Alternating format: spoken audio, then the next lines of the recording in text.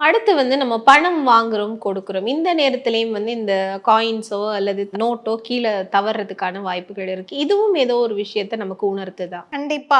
இப்போ ஒரு சிலர் ரோட்ல நடந்து போயிட்டுருக்கும்போது, கீழ வந்து காசு இருக்கும். உடனே வந்து ஒரு சிலர் எடுப்பாங்க. ஒரு சிலர் ஒதுங்கிட்டு போறவங்களும் இருப்பாங்க. ஸோ அந்த மாரி ரோட்ல இருக்கிறப்போ நம்ம எடுக்கக்கூடாது. ஏன்னா, யார் விட்டுட்டு போன காசு, அவங்க எதுக்காக செலவு பண்ண அத துர்மரணத்துக்காக அதாவது கெட்ட செய்திக்காக கூட, அவங்க ஒரு காரியத்துக்காக கூட செலவு பண்ண அந்த பணத்த வச்சிருப்பாங்க. அந்த இடத்துல நம்ம அத எடுக்கும்பொழுது, அவங்க கர்மா நம்மள அஃபெக்ட் பண்ணும். ஸோ, அதனால ரோட்ல இருக்கக்கூடிய பணத்தையும் நம்ம வந்து எடுக்கக்கூடாது. யார்தா இருந்தாலும் சரி. அடுத்தபடியாக இந்த பணம் வந்து கைவிட்டு தழுவி போகுது, கீழ விழுகுது. அந்த சமயத்துல வந்து பணம் விஷயத்துல நம்ம எச்சரிக்கையா இருக்கணும். அந்த நேரத்துல நீங்க யாருக்காவது கடன் குடுத்தீங்கன்னா, அது ஒன் வே ஆகிரும். ரிட்டர்ன் வரவே வராது. அதே மாரி அந்த நேரத்துல பார்த்தீங்கன்னா, ஷேர் மார்க்கெட்டு, ட்ரேடிங்கு இதுலலாம் நஷ்டம் அடையறதுக்கு வாய்ப்புகள் இருக்கு. ஸோ, இந்த மாரி இன்வெஸ்ட்மென்ட் பண்ணிட்டு இருந்தா சொல்ல வரேன். ஸோ, இந்த விஷயத்தெல்லாம் மிகவும் கவனத்தோட இருக்கணும். இதுக்கான பரிகாரம் அப்டின்னா என்ன?